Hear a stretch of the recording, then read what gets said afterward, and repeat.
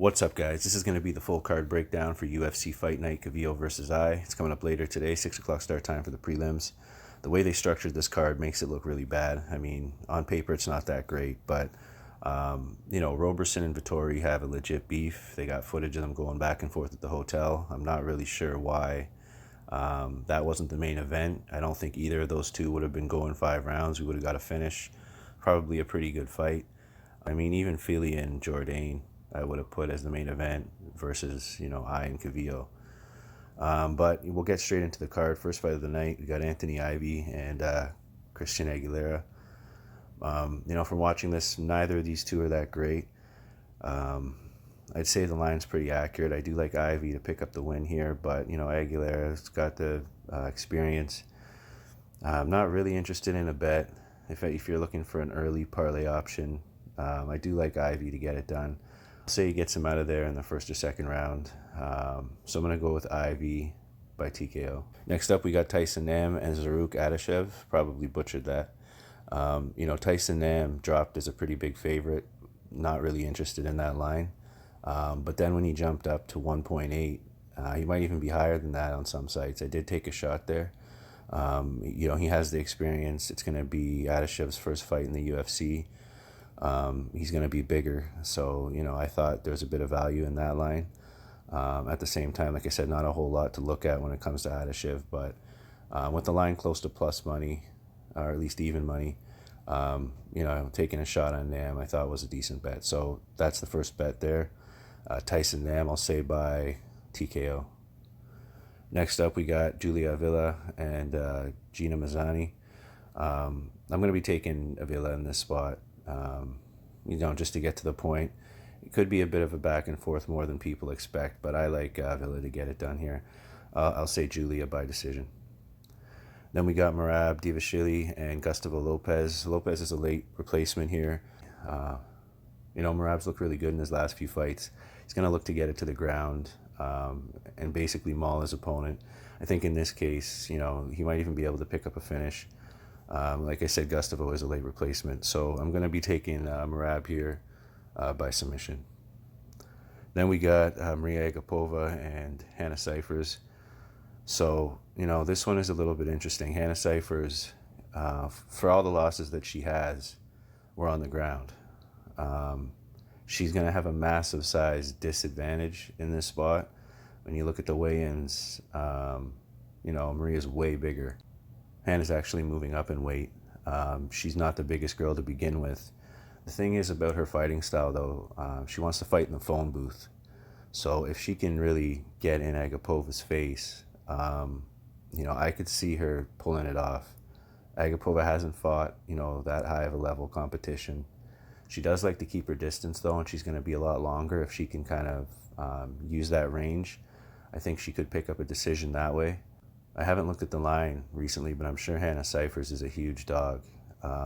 So that might be something to look at, especially for a live bet. But as of right now, I want to see how it plays out when they start to mix it up. I'm going to take Cifers just because of the fact I think she's, going to be a massive dog. And all her losses, like I said, have been either by ground and pound or submission. And I don't think Agapova is going to take it there. So it will be interesting. I'm going to go with Hannah for the big upset here by decision. Next up, we got Jordan Espinosa and Mark De La Rosa. So De La Rosa coming off a bit of a skid. Same with Espinosa. This might be, loser leave town type of fight. A couple different ways I could see it playing out. I'm going to say De La Rosa by decision. It could be close. Could be one of those robbery situations. I'm going to go with De La Rosa by decision in that one. Then we got Andre Fili and Charles Jourdain. So this is an interesting fight. Jourdain got a big win over the Korean Superboy by TKO in his last fight. A lot of people didn't expect that. So I think, there's some people hoping for another upset. I think Andre Fili, though, with his experience, he'll be able to, at the least, coast to a decision. But he might be able to catch him. I'm going to say Andre Fili by decision here. As far as a parlay option, I do think the line's off, though, on a few of these fights, or, close enough to accurate that there's no real value. But because I do lean heavily towards them, I will pull up the parlay options at the end of the video, but Philly is one that I'm looking at.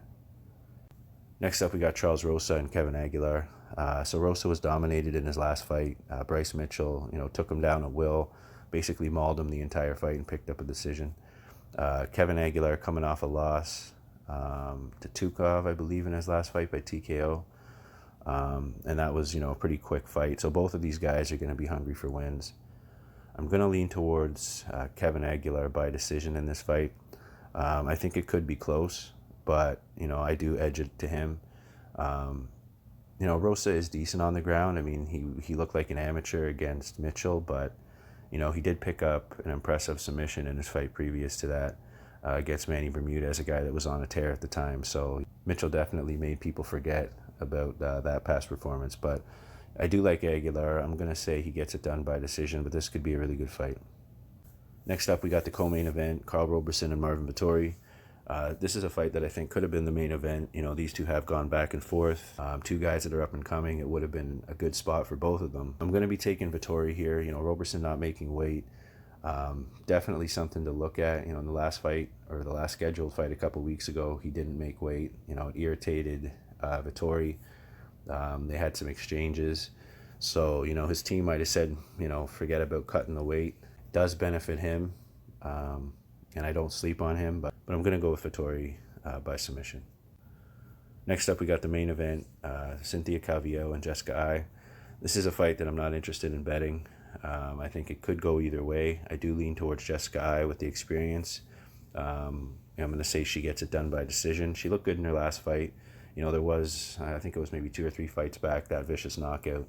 She did look good on the comeback against Arajo. I didn't expect her to win that fight, and, she looked good. So I'm going to take Eye here. Calvillo, could pull it off. She's an up-and-comer. I think the UFC might expect her to get it done in this spot. And I know she's going to be prepared. She's definitely going to be hungry.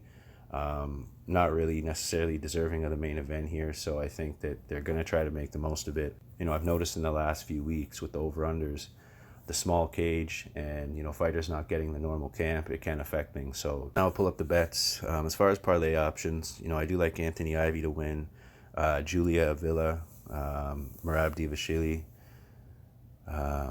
Andre Fili. So, there are some parlay options. First straight bet is going to be Tyson Nam. If you're looking for an early, prelim parlay, I think Anthony Ivy and Julia Avila might be something to look at. Also, Andre Fili paired up with Merab, another parlay to look at. I also had Derek Minner to get it done at 3-1, but I guess that fight fell through. I don't see it here. But that's about it, guys. I'm going to wrap it up here.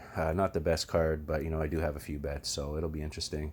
Let me know who you guys have, and I appreciate you for watching. I'll see you on the next one.